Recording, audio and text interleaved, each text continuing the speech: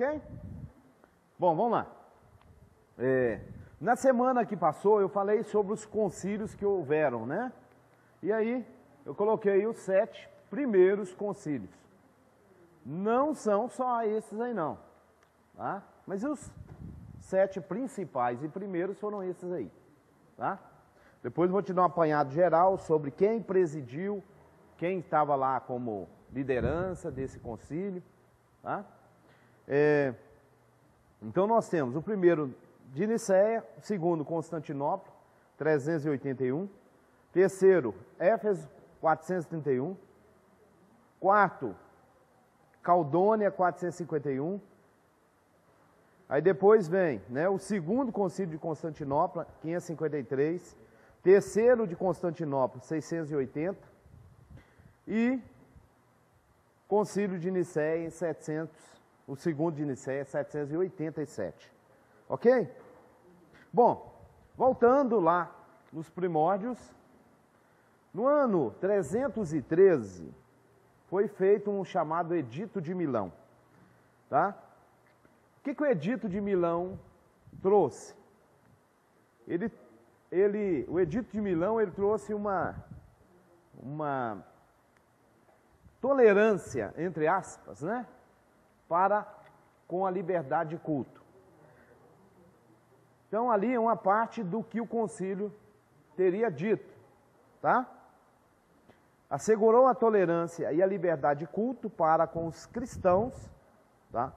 Alargado a todo o território do Império Romano. Lembrando que esse edito, ele está falando aqui de cristão, mas ele não é só para cristão, né? A gente viu aí, acho que eu até dei um pedacinho dele, né? Olha aí, ó.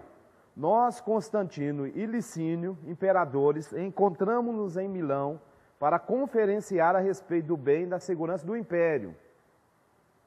Então, o dito de Milão, ele não está preocupado com o cristianismo. Ele está preocupado com o império. Entendido? Então, né, o Constantino converteu, o Constantino se tornou cristão, e aí, ele não está preocupado com isso não. Tá? A preocupação é política. Entendido? Decidimos que, entre tantas coisas benéficas, a comunidade, o culto divino deve ser a nossa primeira e principal preocupação. Culto divino. Divino. Agora, lembrando que culto divino no contexto não é culto cristão. É culto a qualquer divindade que eles tenham, tá? Aí ele diz assim, ó, pareceu-nos justo que todos os cristãos, inclusive, gozem da liberdade de seguir o culto e a religião de sua preferência. Olhem bem, cristãos inclusive. Na verdade, o que ele está dizendo? Todo mundo do império deve gozar de liberdade para seguir a religião que quiser. Cultuar a divindade que quiser. Ok? Assim, olha lá na sequência. Qualquer divindade que no céu mora, ser-nos-á propícia. A nós e a todos os nossos súditos. Ok? Gente, ó. O Edito de Milão, ele favoreceu os cristãos. Favoreceu, mas não é edito para cristão. Ele é um edito para todo mundo que tiver uma divindade, fique na liberdade. Ou seja, dentro do nosso império, ninguém vai ser perseguido porque adora Buda, porque adora Confúcio, porque adora... Não importa quem você adora. Fique à vontade. É como se fosse uma lei, né? Exatamente. Né? Você que cultua Mitra, você não vai ficar perseguindo quem cultua Jesus, quem cultua Deus, Não. Está todo mundo na liberdade. Entendido? Aí vem o decreto. Ó. Decretamos, portanto, que não obstante a existência de anteriores instruções relativas aos cristãos, porque até então houve para trás perseguição para um grupo chamado cristão. Tá? Então ele fala, o que aconteceu para trás, esquece, né? Os que optarem pela religião de Cristo sejam autorizados a abraçá-la sem estorvo ou empecilho, e que ninguém absolutamente os impeça ou moleste. Né? Observai outro sim, que também todos os demais que, né? Olha, todos os demais, observai outro sim, que também todos os demais terão garantia livre e irrestrita prática de suas respectivas religiões, pois está de acordo com a estrutura estatal e com a paz vigente que asseguremos a cada cidadão a liberdade de culto, segundo sua consciência e eleição. Qual é a eleição que você fez? É Cristo? Segue em paz. É Mitra? Segue em paz. É Osíris do Egito? É Atena? Seja qual a divindade que você vai cultuar, fique na liberdade. Entendido? Então, na verdade, o que você está observando aqui? Que o Império Romano, ele é um império onde não existe, entre aspas, a expressão pagão dentro dele. Porque tudo é aceito, inclusive Cristo.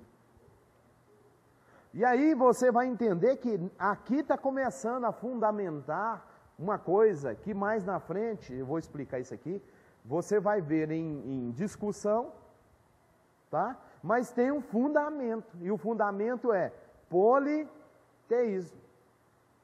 Vários deuses, ok? Nós vamos chegar mais na frente que nós vamos ter que fazer um concílio aí, para a gente chegar num acordo, juntar esse pacote todo e pôr num pacote só. Que é onde que saiu o que nós temos hoje aí. Tá certo? Vamos caminhar um tiquinho. Não pretendemos negar a consideração que merecem as religiões e seus adeptos. Outro sim, com referência aos cristãos, ampliamos normas estabelecidas já sobre os lugares de seus cultos. É-nos grato ordenar pela presente que todos que compraram esses locais restituam aos cristãos sem qualquer pretensão a pagamento. Né? As igrejas recebidas como donativo e os demais que antigamente pertenciam aos cristãos deviam ser devolvidos. Ok.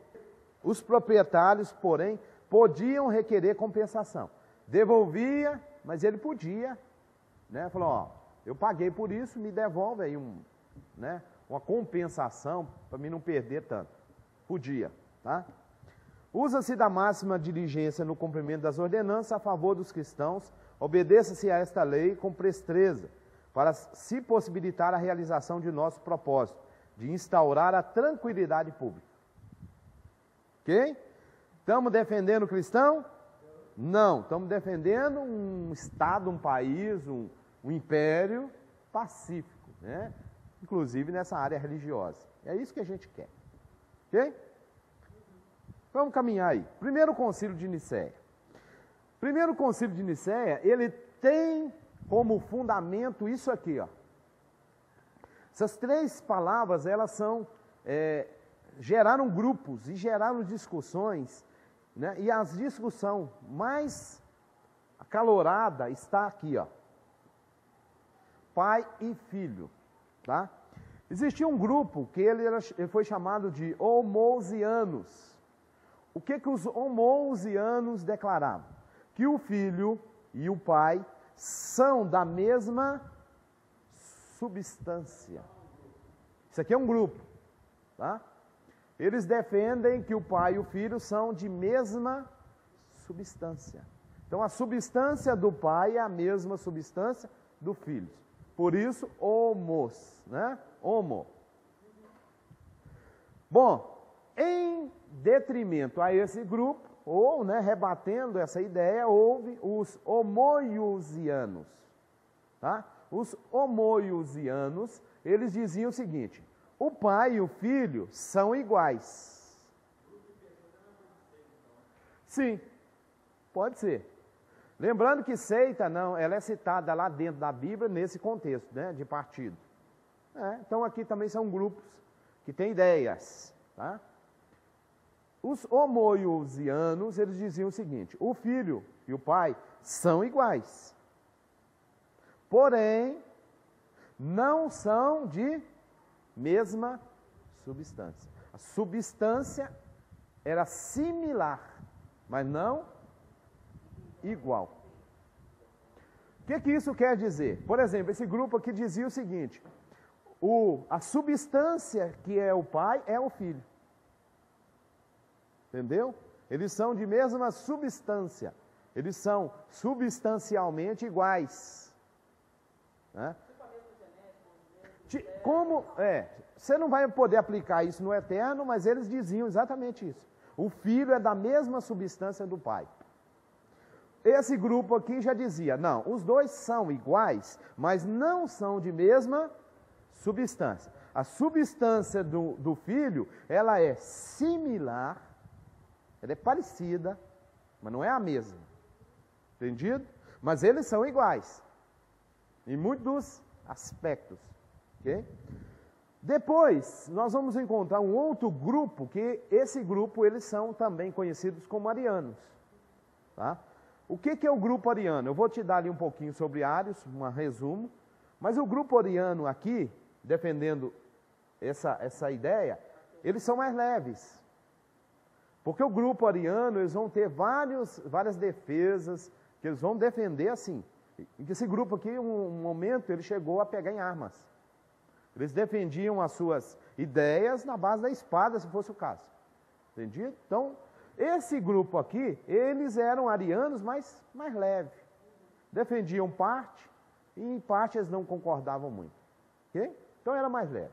Então, eles eram chamados de anomeanos, que vem de ani, né? Ou an, não, e homóios, similar. Então, o que esse grupo aqui dizia? Que o filho, ele é de natureza diferente. A natureza não é similar, como dizia esse grupo aqui. Ó. Tá? E, claro, esse aqui eles nem concordavam com ele. Porque o grupo ariano, para o grupo ariano, o filho é uma pessoa. Tá? O que eles defendiam? Filho não é o pai, não é igual ao pai, ele... Depois eu vou te dar uma dica, aguenta aí um pouquinho. Entendeu? E não tem, né? Ele não, a sua natureza é totalmente diferente. Tem nada como diz esses dois grupos. Ok? Ô Rabine, mas esses aí, o último, eles acreditavam que Yeshua era uma divindade? Não. Isso aqui não. Não. E os de cima já acreditavam que ele era divino. Como eles diziam que os dois eram igual, então para eles, os dois eram Deus. Aqui os dois é Deus de mesma substância. Então Deus igualzinho. Esse aqui dizia, não, o pai e o filho são iguais, são deuses. Porém, a substância de um é semelhante, é similar à do outro. Não é igual. Esse já dizia que era igual. Esse aqui já dizia, não.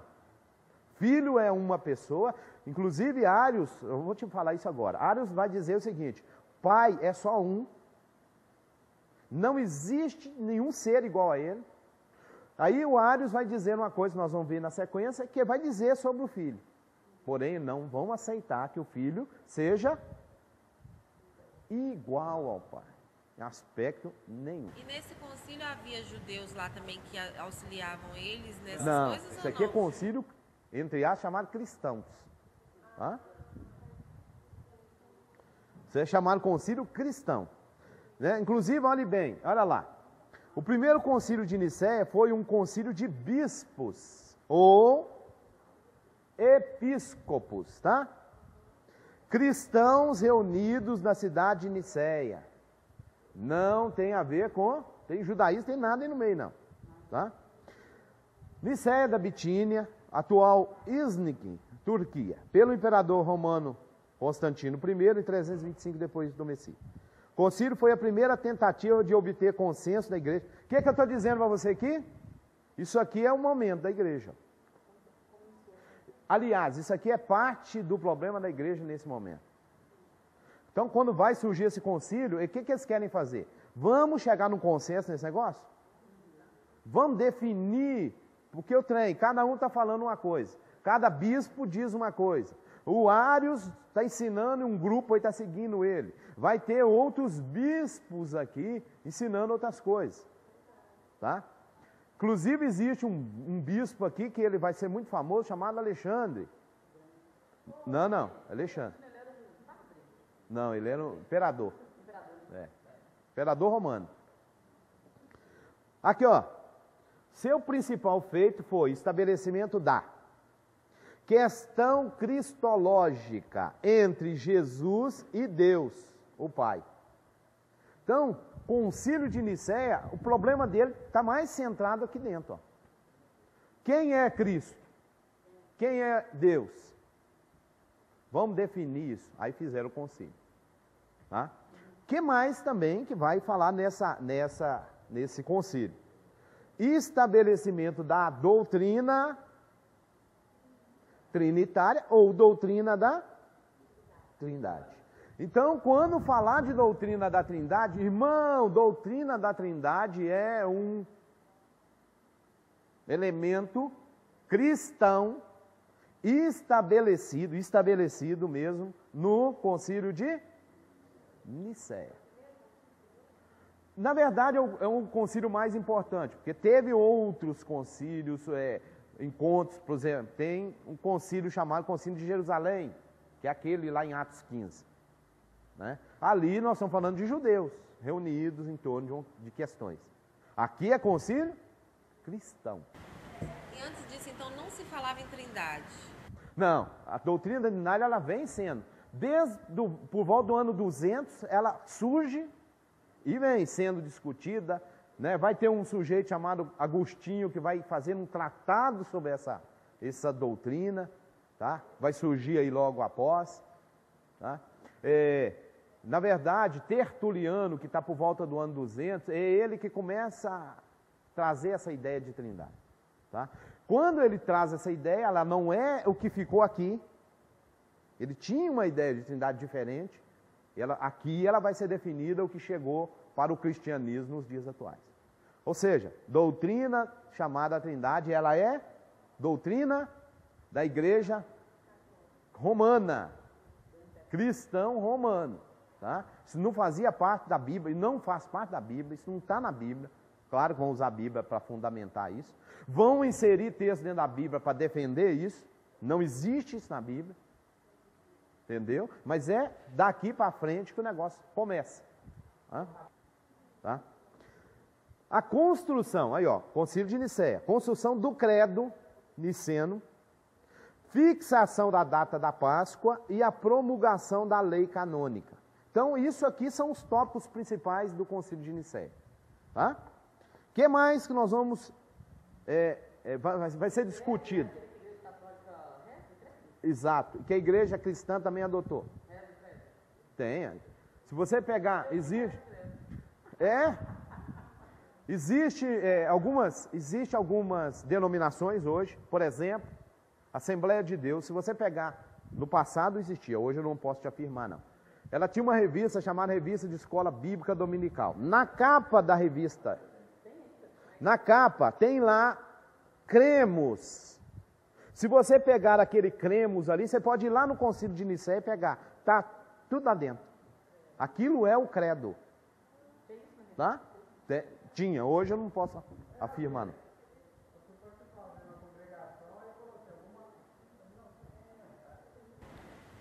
Eu fui participar uma vez numa determinada igreja, aí chegou lá e falou assim, ó, vou mandar para você por e-mail o Nisso Cremos. Aí eu fiquei, o que é isso, Nisso Cremos? Então manda para mim. Depois ele pegou e mandou. Aí eu fui ler, aí realmente estava falando que as questões que eles acreditavam, entendeu? Pelo fato da gente já estar fazendo o curso judaico. Aí ele mandou isso, e foi em cima dessa ideia aí. Sim.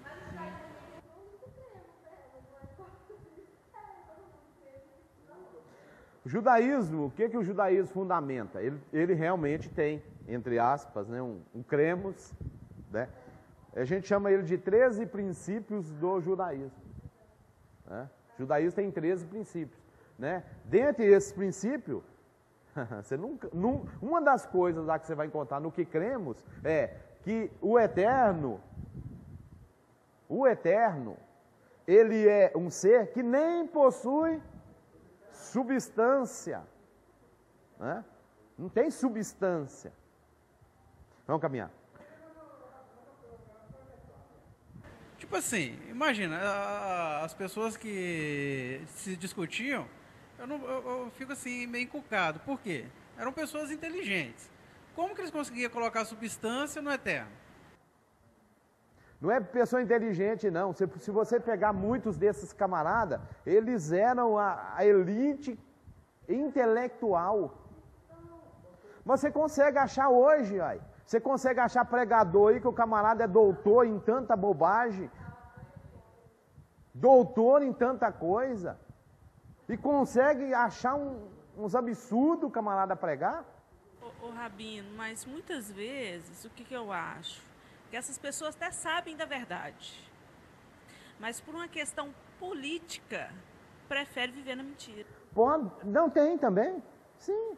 Eles estavam querendo criar, Rabi, né, na verdade, uma nova religião diferente do judaísmo, porque eles perseguiam os judeus. Então, eles queriam que o povo perdesse aquela fé, porque senão o rei mesmo, o Messias, seria o que governaria sobre todos, né?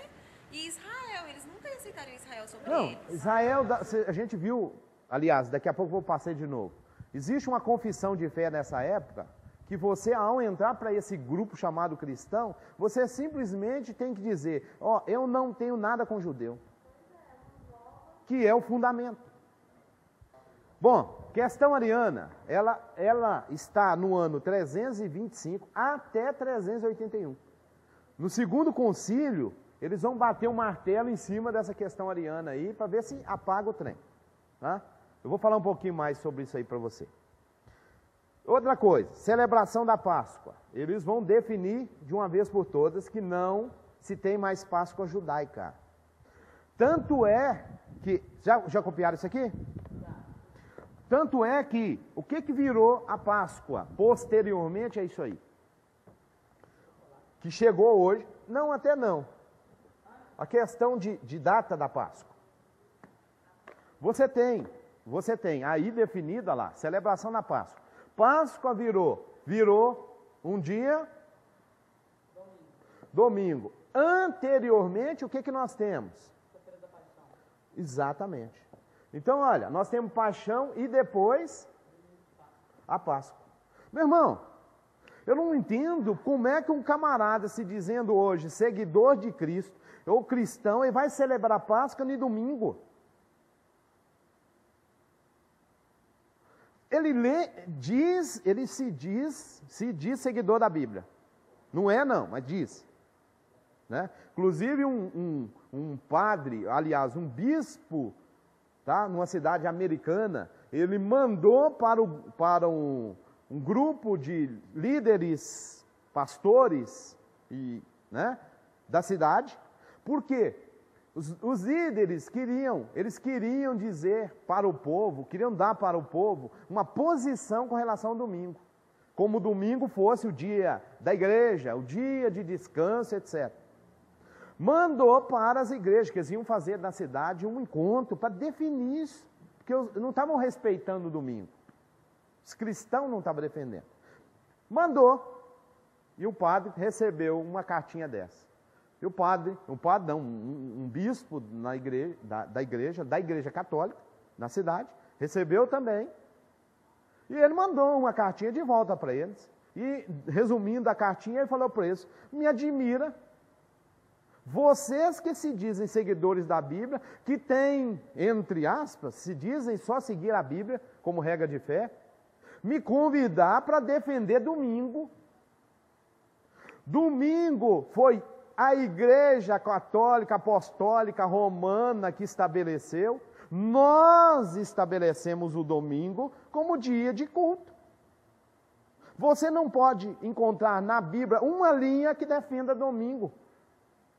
E vocês dizendo ser seguidores da Bíblia, me convida para defender domingo? Isso é um católico devolvendo uma mensagem para os chamados cristãos, ou crentes. Volta. Como é que um crente na atualidade defende domingo de Páscoa? Chega no domingo de Páscoa, faz na igreja, enfeita as crianças, porque hoje misericórdia. Isso aí é uma coisa do Concílio de Nicéia católico. Aí o crente defende sexta-feira de paixão.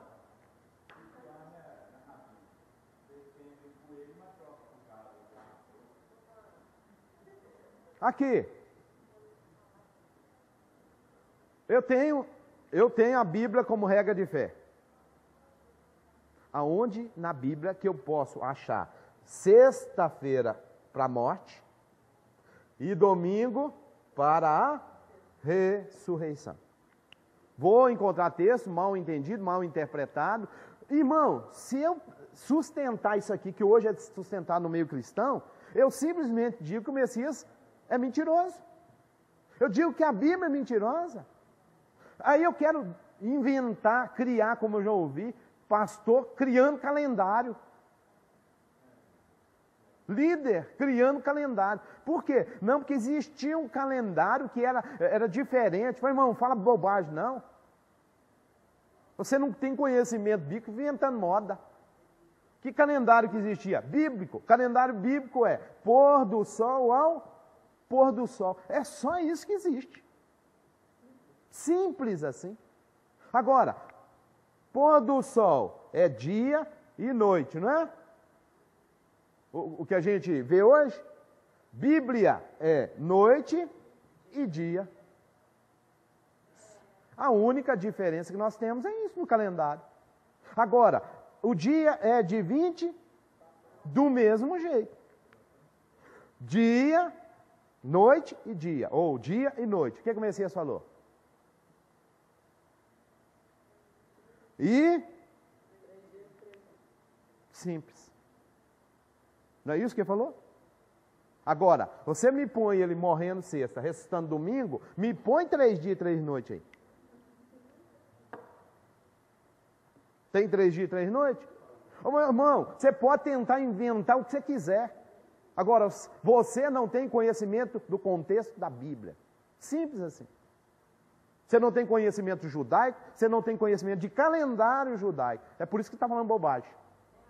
E aí anulando o Messias. A gente Porque o Messias já ficou ouviu mentiroso. dizer que eles falam isso, que agora domingo nas igrejas, eu sempre ouvi isso, porque Yeshua ressuscitou no domingo. Então, tipo, agora nós celebramos o domingo e não mais o Shabá por causa disso. Só que agora a gente sabe que ele ressuscitou no...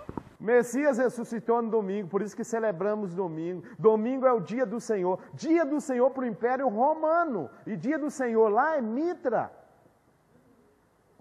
Ou o Solis Invictus. Ou Sol. Na verdade, isso já vem até antes. Ali na época, alguns vão estabelecendo coisas, né? Mas isso aqui, mitraísmo, ele é antes do Messias. Ô Rabi, o calendário dos essênios era diferente? Calendário dos essênios era diferente na questão da festa. Entendeu? Festa deles, eles tinham dias diferentes de celebração. Só isso. Mas o calendário, como é que ele funcionava? O calendário bíblico. Pôr do sol ao pôr do sol. Simples assim.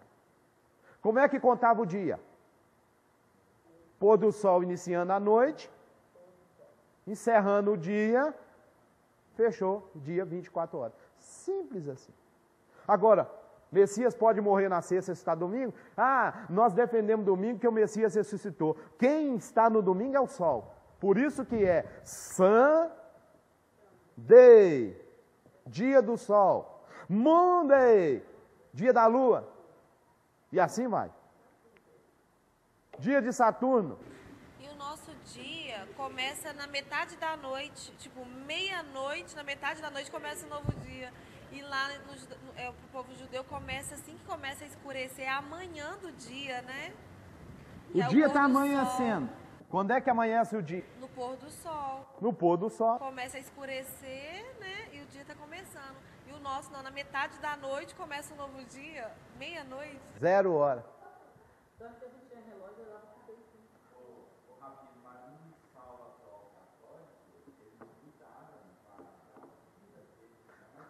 Mas vamos chegar na quarta. Aqui, Messias diz que é 3 dias e 3 noites. Ah, não, porque você pega a sexta-feira, aí você conta como um dia. É, irmão. É assim que conta? Então tá. Você chama uma pessoa para trabalhar para você, aí ele chega lá, vai largar serviço 5 horas, ele chega 4 horas da tarde. Você vai pagar para ele um dia de serviço, vai? Não, ele pode usar o argumento bíblico. Não, uma parte do dia é contada o dia todo. Então você vai me pagar o dia todo. Você vai aceitar? É boa, né?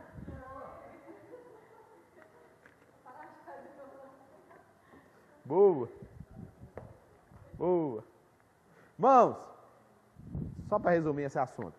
Yeshua morreu quarta-feira. Yeshua ressuscitou no sábado, entre 15 horas e o pôr do sol. Mateus, capítulo 28, verso 1. Tá? As mulheres, terminado o Shabat, as mulheres vão ao sepulcro. Yeshua já havia ressuscitado. Se ele morre na quarta, 15 horas, ele, às 15 horas do sábado, deu 3 dias e 3 noites. Então, a partir daqui, ele podia ressuscitar. Simples assim. Ah, Yeshua ressuscitou domingo. Mentira, conversa de pagão. Não existe isso na Bíblia. Estão defendendo o dia pagão, que é o dia do sol, dia de Mitra, dia de adoração ao sol. Agora eu entendi. Então, no sábado, no Shabá, ele ressuscitou às 15 horas. Não às 15. Entre as 15 e as 18. Entre as 15 e 18. Elas chegaram lá no domingo porque elas foram depois do Shabá, que iniciava às 18 horas. Ou seja, até 7 horas da noite que a gente tem no sábado, já era domingo para eles. Então, por isso que elas foram no domingo, logo finalizando o sábado. Deixa eu falar uma coisa. O texto grego diz assim, imediatamente. O que quer dizer imediatamente? Inclusive o texto lá está, imediatamente após a guarda. Não está isso traduzido não, tá? Na Bíblia Torá Messiânica eu vou colocar isso lá, traduzido. Imediatamente após guardar o sábado. Aí a tradução hoje, né, romana, colocou no domingo. Ah, mas é domingo, não existe domingo aqui. Domingo vai surgir lá, aqui ó. Tá? Dia Dominus, aqui está surgindo domingo. Aqui não existe domingo. Aqui é Yom Rishon. Primeiro dia da semana. O único dia que tem nome nele é o Shabat, o sábado. Primeiro dia, segundo dia, terceiro dia, quarto dia, quinto dia, sexto dia. Sétimo dia ou Shabat. Pode olhar nos textos bíblicos. E no primeiro dia da semana, aí foram colocar lá, e no domingo. Irmão, não existe domingo nesse contexto. Hã? O texto está dizendo isso. Em grego é miaton shabatom. Imediatamente, depois que guardaram o sábado. Por que a mulher chega e encontra Yeshua e não reconhece ele? Porque está de noite. E elas não estão no século 21, onde tem luz da CEMIG, tem luz de LED, lanterna. No máximo que elas tinham lá uma tocha, uma lamparina na mão. Escuro. E era um jardim escuro ainda. Imediatamente, depois que guardaram o Shabat, elas foram ao sepulcro. À noite. E o texto diz, não vou entrar em detalhes sobre isso, o texto diz que chegaram lá, ele não estava no sepulcro, ele já havia ressuscitado. Então ele não ressuscita domingo. E tem mais um texto que está lá no livro de Marcos, 16, verso 8 e 9. Havendo Yeshua ressuscitado, aí colocaram uma vírgula, depois, porque está assim, depende da versão, né? Primeiro dia da semana, ou tem outra versão, domingo. Havendo Yeshua ressuscitado no domingo, tira a vírgula e volta aquela cá para trás. Havendo Yeshua ressuscitado, no primeiro dia da semana, apareceu a Maria Madalena. Marcos 16, verso 8 e 9. Aí tira a vírgula aqui e põe ela cá atrás. Havendo ele ressuscitado no primeiro dia da semana. Ele não ressuscitou no primeiro dia da semana. Ele apareceu para ela porque ela chegou lá no primeiro dia da semana. Por isso que fala que ele é Senhor do sábado? Ele vai declarar isso. Por causa que ele ressuscitou, até no sábado ele... Qual foi o dia que ressuscita? Shabat. E aí que está no texto. Está dizendo que elas guardaram o Shabat, mas não apareceu isso na sua tradução. Gente, vamos contar aqui. Cisma de Melécio de Licópolis, eu vou falar um pouquinho disso. Batismo de heréticos, vou falar um pouquinho disso. Estatuto dos prisioneiros na perseguição de Licínio. Tá? Licínio, ele vai aparecer um pouquinho antes aqui, junto com o imperador Constantino. Né? Ele era também, aqui ó, deixa eu ver aqui onde é que ele diz. Aqui ó, nós, Constantino e Licínio, tá? Imperadores. Tá? Licínio, ele tinha começado a perseguição, depois Constantino entra em cena, e aí eles chegam naquele edito lá. Tá? Deixa eu continuar aqui. Pronto, arianismo. Vou falar um resumo bem rapidinho. Quem era Ários, presbítero de Alexandria? O que Ários defendia? Negava a consubstancialidade entre Jesus e Deus. Então, para Ários, lembra do que eu falei aqui no cantinho? Um grupo dizia que eles são da mesma substância. O outro dizia, não, ele não é da mesma substância, mas a substância é similar. O arianismo dizia, não, uma coisa é o eterno, outra coisa é Yeshua, o Messias. Tá? E aí ele dizia o seguinte, aqui ó, defendia Cristo como um ser criado, sendo o mais excelente das criaturas, e encarnado em Jesus. O que ele queria dizer com isso? Ele queria dizer que Jesus vai nascer. Mas existe uma criatura que ela é pré-existência do mundo. Tá? Isso é defendido hoje ainda. Tá? Só que, hoje, como eu disse para você, o cristianismo está uma bagunça. Eles não sabem não onde é que está fundamentada a fé deles, mistura, faz uma bagunça. O que o cristianismo defende hoje? Essa parte de Ários, não criado, mas existindo antes, não criado. Ários já defende, ele é criado. Mas ele é criado antes da criação das coisas ele foi criado. Então ele já existia lá. O que o cristianismo defende? Ele já existia lá, mas ele existe lá como Deus. Ários não defende assim. Ele diz que ele havia sido criado. E depois ele encarna na pessoa chamada Jesus. Entendeu? Então, ou seja, ele é um ser criado antes da existência das coisas que nós temos, né? Antes do mundo, ele é criado, ele é um ser existente e depois vem e encarna na pessoa de Jesus. O que o cristianismo defende hoje? Não que ele seja criado, mas que ele seja Deus, mas que ele existe antes do mundo existir, antes de tudo, e que vem e encarna em Jesus. Tá certo? O que Ários também defende? Ele defende, olha a diferença, ele defende que existia um só Deus.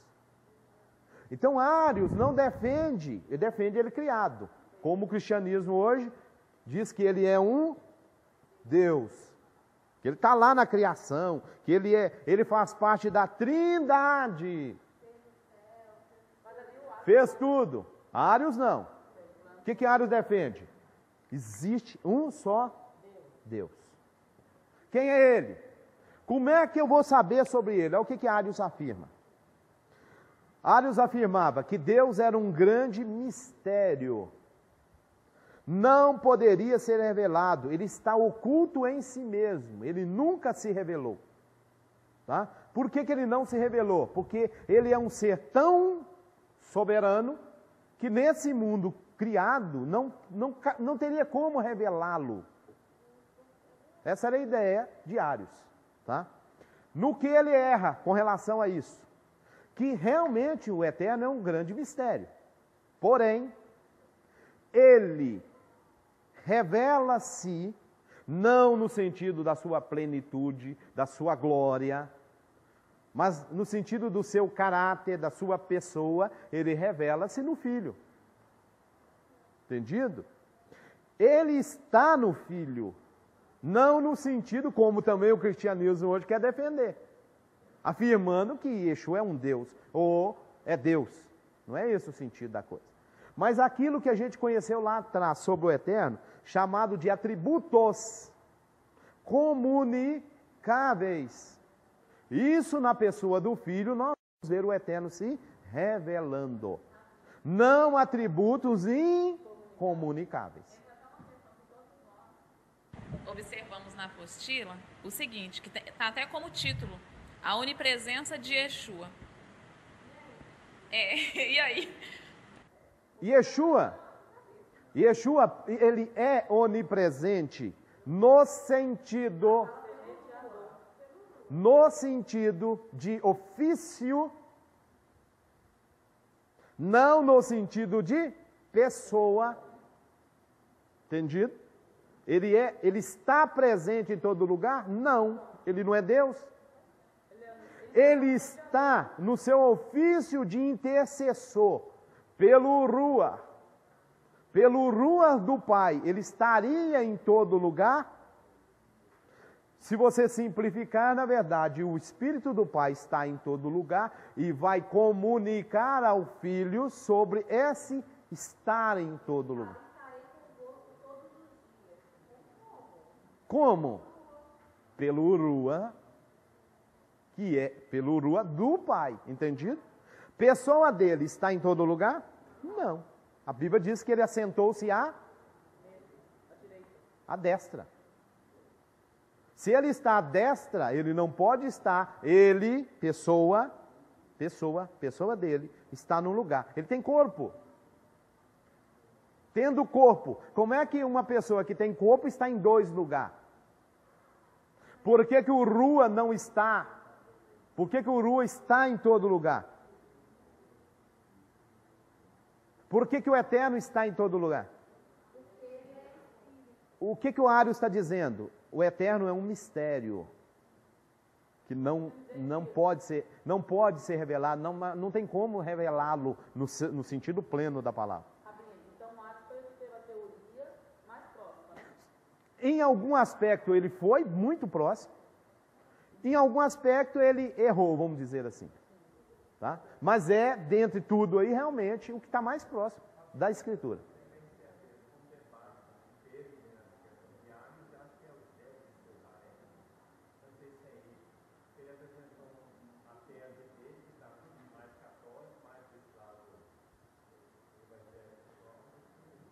Tem, né? Esse é um deles, tem um monte ali que levantou contra essa, né? Chegaram, porque, deixa eu voltar aqui, nós temos por trás aqui questões políticas. O Concílio de Nicéia começou, vamos dizer assim, para pôr um basta na discussão, nessa divisão que está tendo, essa discórdia. Nesse concílio é Constantino que preside. Depois eu vou te dar aí mais alguma coisa, aguenta aí. Entenderam aqui um pouquinho do arianismo? Um pouquinho, isso aqui é um resumo. Tem muita discussão em volta disso. Tá? É trem demais, eu só estou te resumindo a história. Aqui, ó, nós temos na sequência aí de eventos, esse chamado Melécio de Nicópolis, tá? Ele editou, ou ele lançou uma coisa, ou criou-se uma coisa chamada Cisma de Melécio. Esse moço, ele presidiu o concílio de 381. Tá? Ele estava nesse concílio. Ele defendeu alguma coisa aqui de Arius, defendeu alguma coisa contrária a Arius, tá? E chegou no concílio, lá eles tentaram, ele presidiu o concílio, para tentar acabar de vez com algumas questões. Bater vamos dizer, pôr um basta em cima, tá? Temos aqui uma coisa também, que é o seguinte, penitência. Severidade contra a moderação, de Pedro de Alexandria, tá? O que é a penitência? O que é uma penitência?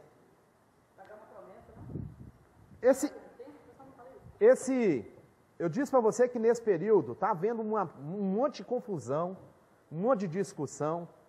Dentre as discussões que se há uma discussão sobre o seguinte, a pessoa que apostatou da fé, como é que nós vamos fazer com ela?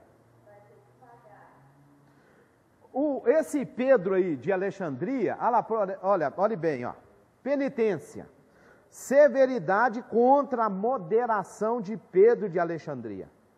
O Pedro de Alexandria, ele era um bispo também, se tornou um bispo, e ele dizia o seguinte, gente, a pessoa que desviou, quando ela quiser voltar, vamos recebê-la. E não vamos tratá-la, por isso que está ali, ó, moderação. Não vamos tratar ela com vamos colocar muita coisa para ela, não. Há, ao contrário dele, defesa de que essas pessoas, quando voltassem, elas tinham até que batizar de novo. E ele dizia o seguinte, dá para ela pagar uma penitência, fazer uma coisa simples para ela poder só retornar. Então, nesse período aí, né, entre 325 e 381, tem um monte de coisa, e inclusive essa discussão. Tá certo? Aqui também nós temos uma outra coisa, nesse período aí, esse inteirinho, né? Consagração não autorizada em campo de outrem, tá? Ingerência arbitrária nos direitos do bispo de Alexandria. Aqui vai começar a acontecer uma coisa. Um bispo começa, depois eu vou falar um pouquinho desse camarada, ele começa a entrar no campo do outro. Então, um exemplo. Eu sou bispo de uma cidade. O Isaías é bispo de uma cidade vizinha. O Isaías tem lá um grupo de pessoas que ele conhece. E tem um presbítero lá, ou tem um diácono lá, que o diácono quer ser bispo também, quer passar para presbítero, mas o Isaías conhece ele. Aí o Isaías fala, não, sua condição não dá para você ser um presbítero. Né? Você vai ter que esperar mais. Aí sobre cidade vizinha, eu chego e faço o seguinte, aí eu entro no campo, na cidade onde Isaías está, pego aquele diácono dele e ordeno ele a bispo. Aí fala o que ele está vendo aqui, ó, o Isaías lá, não é seu amigo não, eu sou seu amigo. Sim, isso aqui já estava acontecendo nesse momento. Então, entre o período de 325 e 381, eles começam também a definir essas coisas. Espera aí, o campo é de quem? Esse campo é de quem? Ah, esse campo é meu. Ó, o outro não pode vir cá e fazer nada aqui dentro. Tá? E nem eu posso entrar lá na cidade do outro, ou no campo onde o outro gerencia, e meter lá a bitaca no que, né? Entendido? Porque estava acontecendo isso. Tá? Então, o que eles vão elaborar? Né? A ingerência arbitrária nos direitos do bispo de Alexandria. O bispo de Alexandria estava perdendo direito. Por quê? Porque tinha gente vindo e entrando no campo dele e fazendo essas coisas. Então, eles começaram a definir, peraí, a pessoa é um bispo, é o bispo da cidade? Ele é que tem que comandar a cidade. Não pode vir o outro bispo de outra cidade e vir aqui mexer ou fazer o que acha que deve fazer. Né? Então, o que eles começam aqui a preparar? Começam a preparar uma coisa chamada de, que hoje você tem muito, ministério ou campo de A ou de B. Hoje, se você vai entrar numa cidade, aí você chega assim, eu vou abrir uma igreja aqui. Aí, de repente, chega alguém da igreja de fulano ou de ciclano e fala para você assim, escuta, aqui é o meu campo. Vamos caminhar. Bom, volta lá no Cânon ou no Concílio de Nicéia. O Concílio de Nicéia, ele elaborou, né, ou ele estabeleceu 20 cânones, tá? Os quais darão sequência ao credo nicênio. Um breve resumo do seu conteúdo. Vamos lá. Cânon 1, isso aqui é só um resumo, tá? Eles elaboraram 20. Mas o que tinha nos principais? Primeiro, cano 1 dizia o seguinte: eunucos podem ser recebidos entre os clérigos, mas não serão aceitos aqueles que se castram. O que esse cano 1 quis dizer? Eu sou eunuco. Eu posso ser um bispo, um presbítero. Porém, se eu vir e me castrar, para mim poder acessar esse posto, eu não vou ser aceito. Se eu fui castrado por uma questão, porque até aqui, ou até, né, isso vai prevalecer em alguns reinos, existiam pessoas que elas eram castradas, né, você vai encontrar isso até dentro da própria escritura, né, por razões diversas. Exemplo, o camarada trabalhava para um rei, ele tomava conta do harém do rei, ele era castrado, por isso que ele era chamado de eunuco, né? Porque senão todo homem queria trabalhar no harém do rei, né? Não, castrado mesmo, cortado, amputado, entendeu? Então o eunuco era o que trabalhava ali, né? Gente, deixa eu fazer uma pergunta. Você tem um camarada chamado Salomão. O camarada tem aproximadamente 1000 mulheres. Esse moço dá conta de fazer uma visita nessas mulheres tudo? 1000 mulheres. Você acha que um eunuco vai dar conta de tomar conta dessa mulherzada toda? Aí ele põe lá. Põe lá. Não tinha televisão.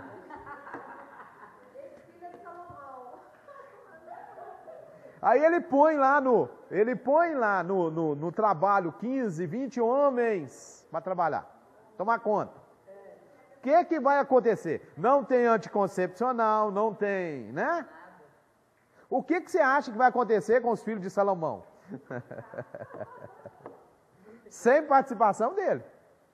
O que faziam? Colocavam a pessoa para trabalhar lá. Entendeu? Não vou ter problema com esse. Entendeu? Então esses vão existir até esse momento aqui. Aliás, eles vão existir até mais depois. Então uma pessoa que tinha esse problema, né? Por uma questão ou outra, ele era um eunuco? Era. Ele podia ser recebido como um clero, dentro do clero da igreja.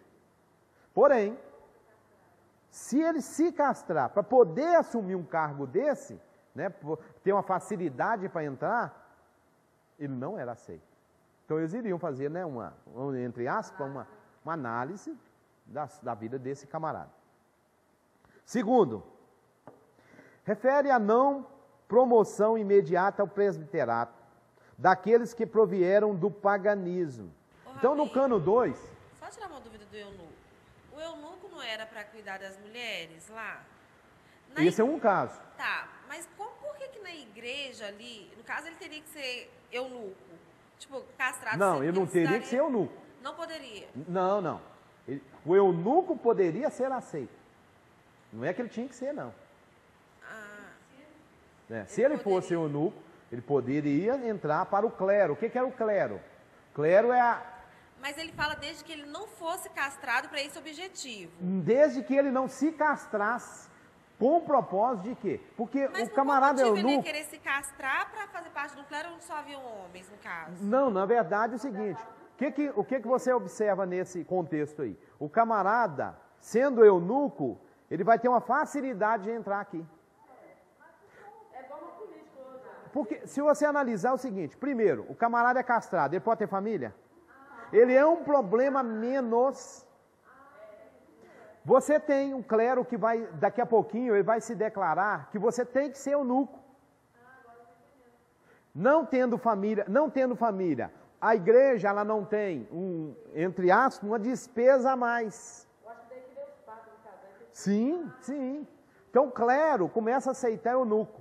E daqui a pouco eles vão declarar-se eunucos, não no sentido literal da palavra, mas no sentido de quê? Nós vamos nos tornar eunucos para o ministério. Então, se eu já sou eunuco, eu já vou ser aceito mais fácil. Né? Aí eu vou e faço o quê? Eu vou lá e me castro, para mim entrar mais fácil para esse clero. Não, aí você não é aceito. Entendeu? É claro que posteriormente, isso aqui nós estamos no início, nós estamos aqui no Concílio de Nicéia, 325. Né? Posteriormente, isso vai ser muito mais aceito. Por quê? Você é padre, você não pode casar. E se você é eunuco? Sendo padre, há a possibilidade de você casar? Sim. Se você é eunuco, há a possibilidade de você casar? Ah! Mas no sentido normal da palavra, sentido pleno de casamento, você vai receber uma esposa? Não. Né? Não. Ou seja, qual que é mais fácil? Um padre casar como sendo homem, normal, ou um eunuco casar? Entendeu? Então o eunuco vai entrar aqui mais fácil, porque você vai se dedicar a Deus. Sua vida vai ser para Deus. Ah, eu vou, né? Para mim entrar por aí. Porque aqui você tem um clero. O que é o clero? Clero é uma elite que vive uma vida regalada, vive uma vida boa, em todos os quesitos, né? É negócio. Ah, eu vou. Esse trem não está servindo para nada mesmo? Né? Vocês entenderam? É uma, entre aspas, uma profissão bem remunerada. Esse trem. Né? Se eu já não estou, se eu já sou feio mesmo, não estou fazendo nada, vou ganhar dinheiro. Né? Olha o segundo. Não, o segundo. Né? Se a pessoa veio do paganismo, ele não pode subir de imediato para o presbiteriano. Ele vai demorar mais. Entendido? Né? Ah, e hoje é interessante que é o contrário. Ele vem do paganismo, mas tem fama, rapidinho ele é pastor. Né? Não, tem testemunho, tem nada. Tem, né? Uma fama para trás, entrou na igreja, né? Camarada chega lá do mundão, semana que vem já está dando testemunho para todo lado. Daqui a pouco é pastor, é pastora. Cano terceiro. Nenhum deles deve... Olha aqui, olha aqui. Olha o primeiro e olha o terceiro.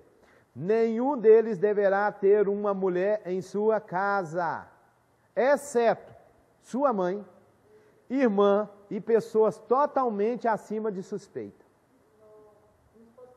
Aí eu te faço, volta aqui no clero de novo e volta no eunuco.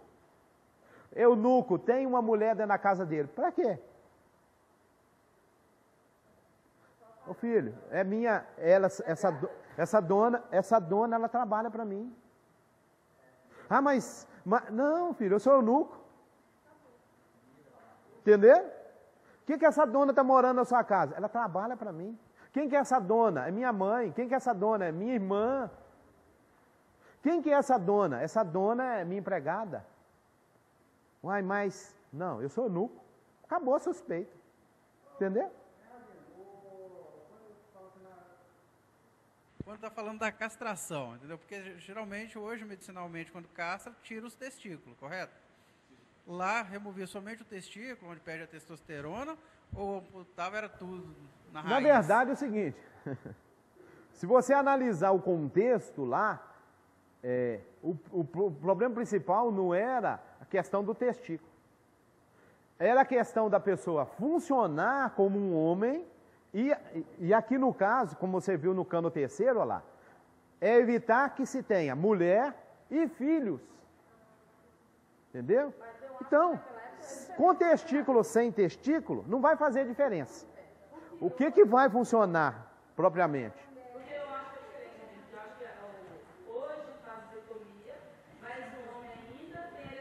Sim.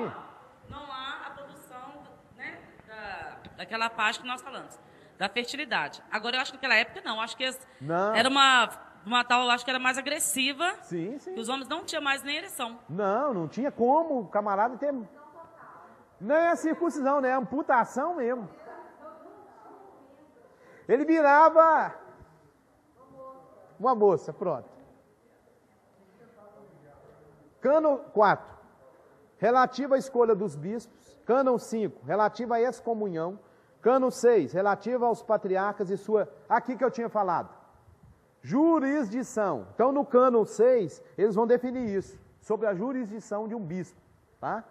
Ou ainda conhecido como patriarca. Cânon 7. Bispo de Jerusalém seja honorificado, preservando-se intactos os direitos da metrópole. Tá? O que é honorificado? O que é essa palavra?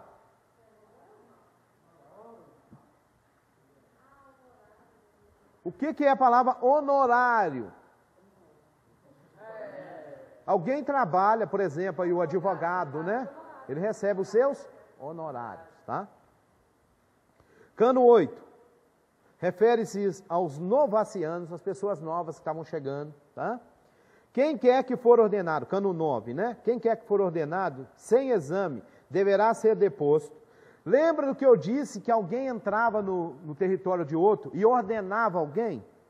Então, o que eles chegaram nesse concílio, nesse cânon aqui eles definiram? Você foi ordenado? Não foi feito um exame, foi aprovado e tudo mais? Você vai ser deposto. Entendido?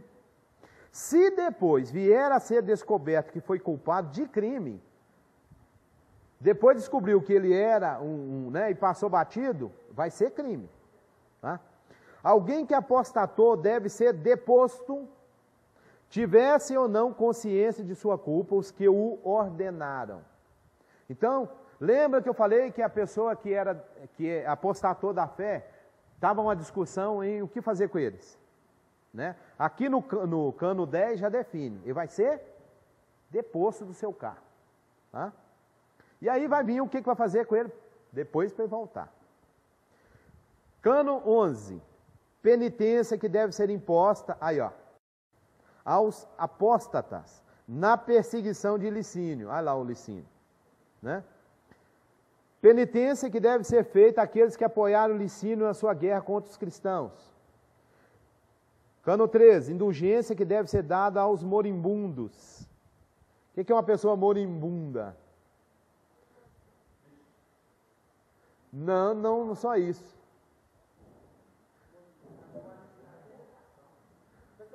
É lembrado que é muito comum usar essa expressão exatamente nisso. A pessoa está moribunda, ela morre e não morre.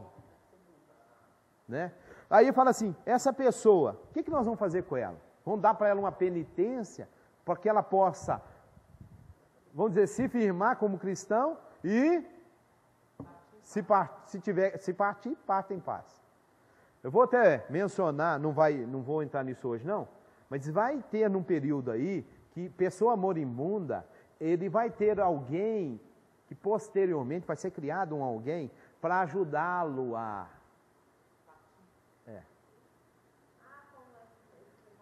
Tá? Vai dar uma ajuda para ele deixar esse mundo. Não vai, porque a eutanásia, a pessoa se mata. Né? Ela se mata. É claro que ela pode ter ajuda de terceiro, mas ela decide se matar. Não, esse vai ser uma pessoa que vai chegar... Não é que ele quer partir, não. Não pode falar isso. É uma ajuda para ele partir. Ele vai partir em paz. Você entendeu? Vai existir um personagem depois para isso. Penitência que deve ser imposta aos catecúmenos que caíram em apostasia. Bispos e presbíteros, cânon 15. Presbíteros e diáconos não se transferirão de cidade para cidade, mas deverão ser reconduzidos, se tentarem fazê-lo para a igreja para a qual foram ordenados. Se tentar. O que acontece? Lembra que eu disse para você aqui que vamos imaginar que eu fosse bispo numa cidade, e aí tem um presbítero, tem um diácono lá, que o Isaías não quis ordenar ele. Aí eu vou lá e ordeno ele, e ele vem para a minha cidade trabalhar comigo. Então aqui, esse cano aí, ele definiu isso, ó. Bispos e presbíteros e diáconos não se transferirão de cidade em cidade. Entendeu? Era para matar aquele problema. eu entrar né, você já viu sobre a jurisprudência, né? Jurisdição de alguém que é bispo, né? Eu entro lá, ordeno alguém e ele vem para a minha cidade. Então, para acabar com isso, olha lá, não vai ser transferido mais, não pode, né? No máximo que pode fazer é voltar com ele para onde ele foi ordenado, né? Então, quando eles definem isso, você, Sandra, você é presbítero aonde? Ah, eu sou presbítero aqui em Alexandria. Mas você foi ordenado onde? Ah, eu fui ordenado lá em Constantinopla. Né? Ó, então, a partir de agora, você tem que voltar lá para a sua cidade. Tá? Porque não vai ter mais essa transição de ordenados. Cano 16. Por isso, por essa questão que até hoje, eu acho que ainda acontece muito, de uma pessoa ter que sair para outra região, de uma congregação, e for chegar em outra congregação, tem que levar a carta de apresentação, de recomendação do pastor, para ela ser aceita. Vem através... E tem um detalhe interessante, né? Isso aí tem fundamento aqui. Tem uma outra coisa interessante. Dependendo do ministério que você sai e vai para ele não aceita você se você for ordenado no outro ministério. Tem ministério que você volta ao zero. Tá? Né? Tem uns ministérios aí que eles só vão aceitar ordenado quem eles ordenaram. Se vier de outro, não recebe, não aceita. Oi? Às vezes nem oportunidade é dada, tem verdade. Entendeu? Os presbíteros ou diáconos que que desertarem de sua própria igreja, olha lá, não devem ser admitidos em outra.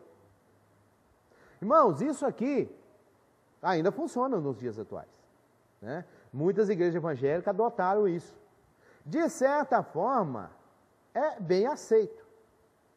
Ô, irmão, você veio de onde? Ah, eu vim lá do ministério tal. Aí eu era pastor, eu era diácono, eu era... Ah, tá, beleza. Por que você saiu de lá? Porque acontece pessoas que fazem rebelião dentro de um ministério e é excluído do ministério, é cortado no ministério, aí ele sai dali e vai para outro. Aí entra a questão da carta. Existem pessoas que às vezes saem de um ministério e vai para outro ministério, que o ministério exige uma carta dele.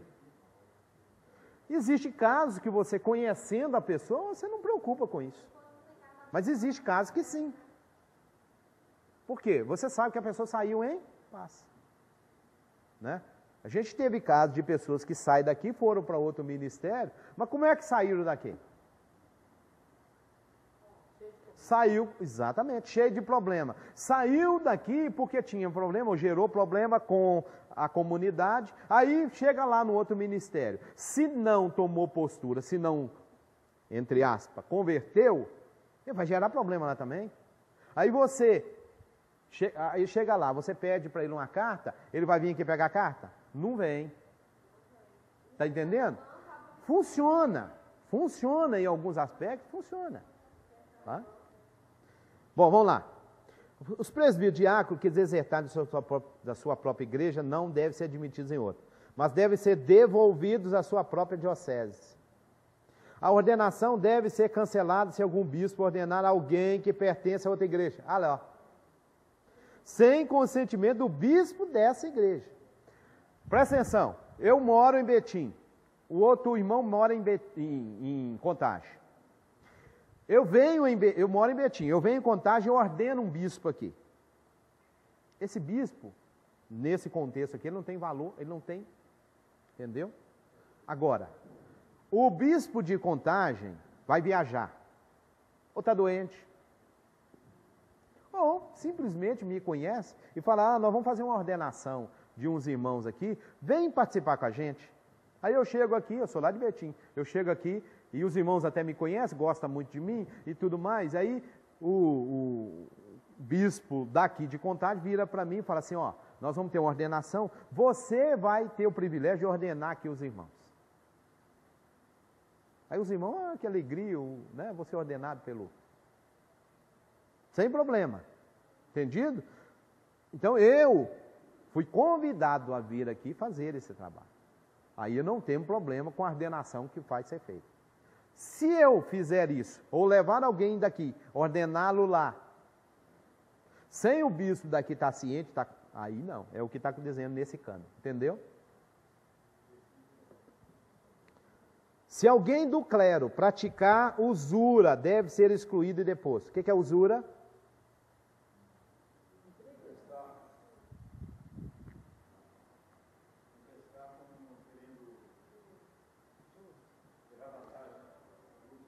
Isso aqui tem uma discussão muito séria até. Exatamente, a palavra seria essa. O que é juros? Como correção. E o que é juros como, que é usado aí, né? Agiotagem. É coisa diferente. Irmão, você está precisando de dinheiro? Tá, tô. Eu tenho dinheiro para te emprestar. Porém, meu dinheiro está aplicado. Quanto que é a aplicação que eu ganho hoje? 2%, exemplo. Irmão, você quer o dinheiro para quantos meses? Eu vou tirar da aplicação e vou te emprestar. Não, irmão, eu preciso para 3 meses. Não. Então, eu te empresto R$1.000. Quanto é que é a correção desse dinheiro? 2%? 2%. Então, você vai me pagar 2%. Então, o que eu estou recebendo de você? Uma coisa chamada correção monetária. O dinheiro que eu te emprestei, no mês que vem, ele perdeu. Eu te emprestei 1.000, mas no mês que vem ele já vale 900 e alguma coisa. Daqui a 2 meses ele vale 900 e alguma coisa. Daqui a 3 meses ele vale 900 e alguma coisa. Entendeu? Você está fazendo para mim, é só corrigindo o valor que ele está perdendo. Isso é correção. Agora, vem cá, agiotagem.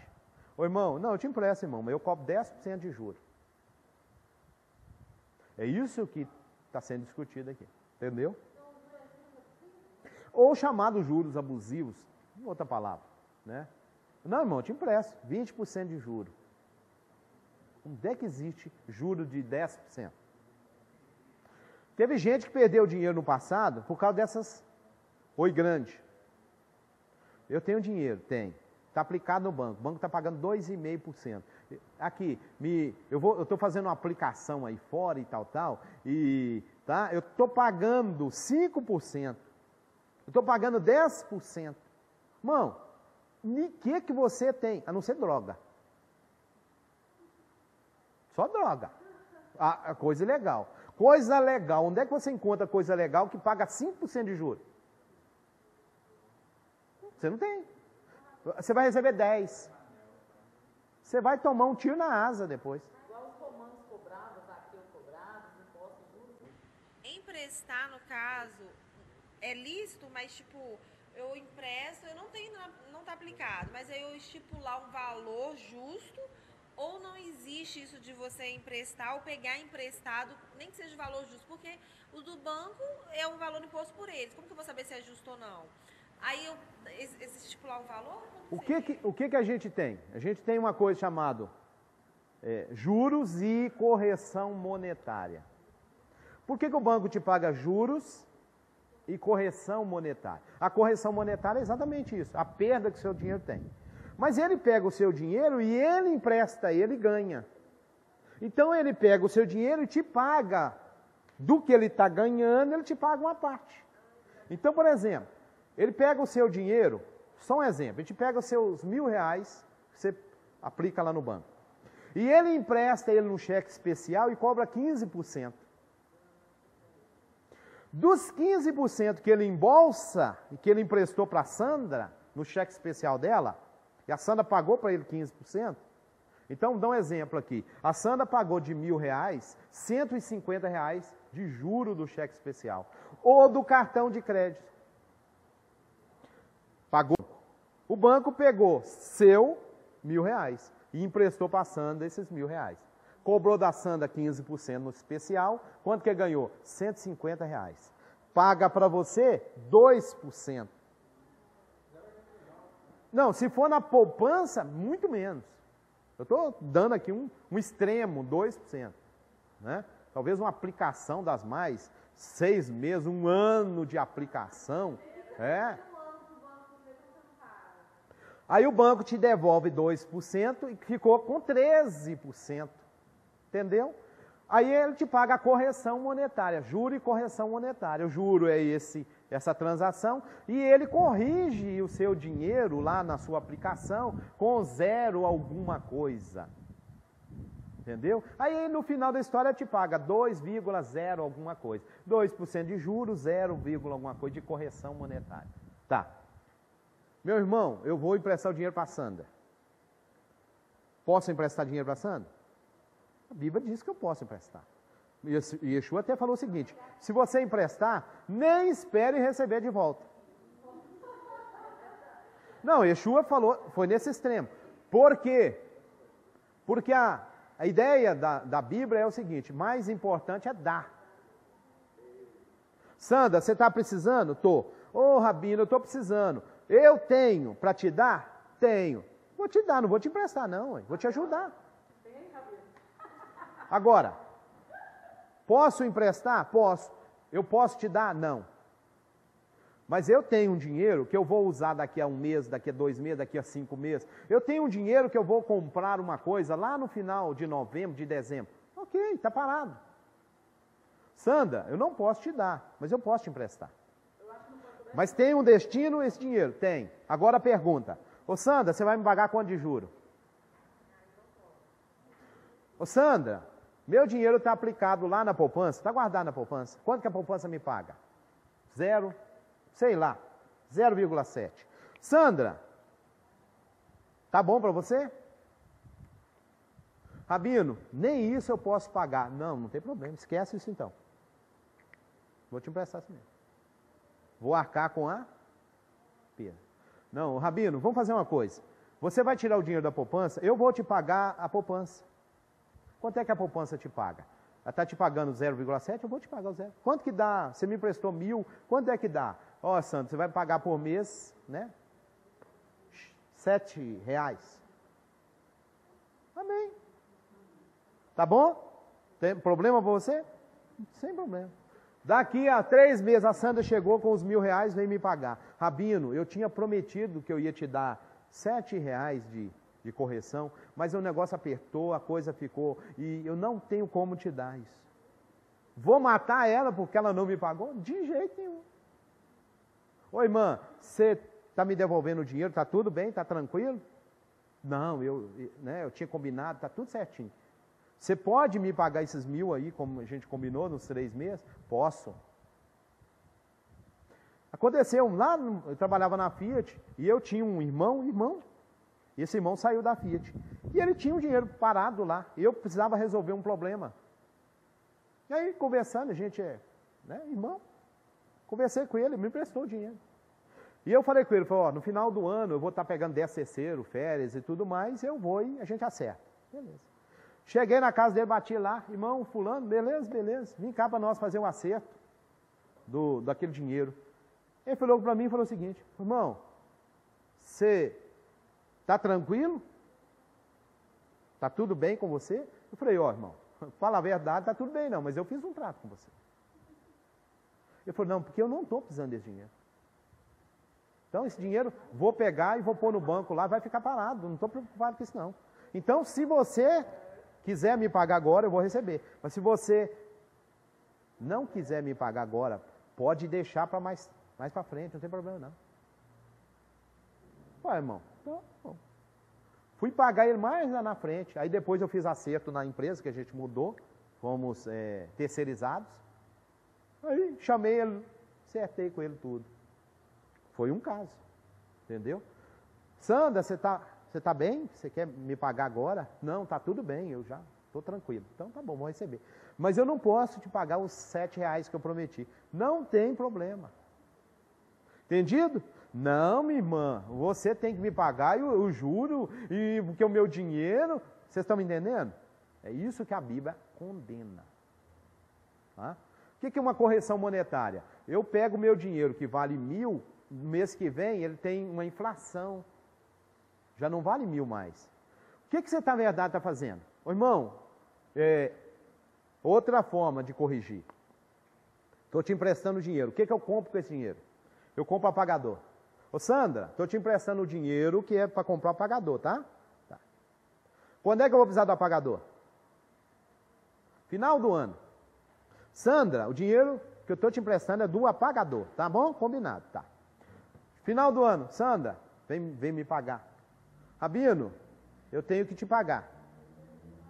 O dinheiro que você me emprestou é do apagador. Quanto custa o apagador hoje?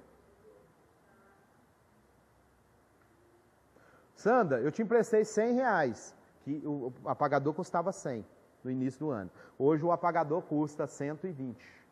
Quanto é que a Sandra vai me dar? 120. Entendeu?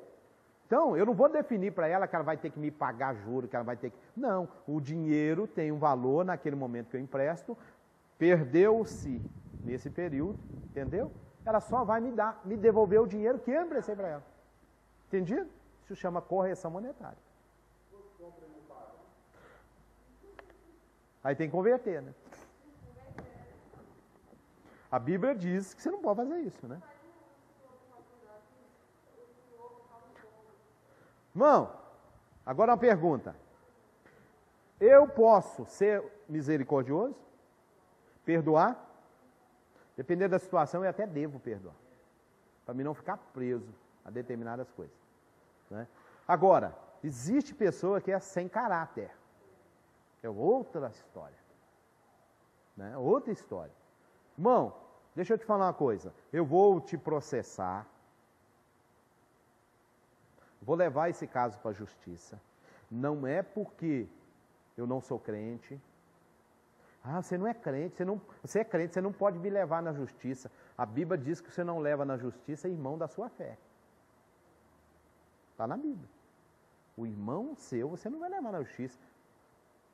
Você olha para o irmão, a situação do irmão. Ajude o irmão.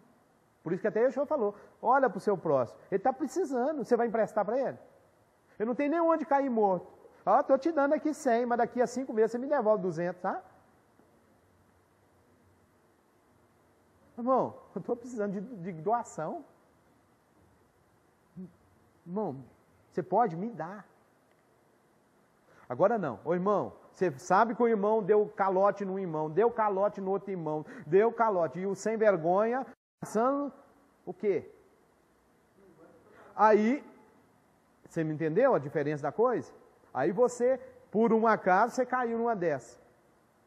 Espera aí, o irmão está andando de carro zero, o irmão está morando na beirada da Pampulha, o irmão está viajando para o exterior, o irmão está viajando para Caldas Novas, para a praia, para isso, para aquilo, te devendo. Esse irmão é safado, sem vergonha. Vou acionar a justiça para ele pagar. Outra história. O irmão está na necessidade, o irmão está passando dificuldade, o irmão mal está tendo o que comer. Você vai acionar a justiça para ele? Aí você tem que pôr o coração na miséria do irmão. Mudou a história?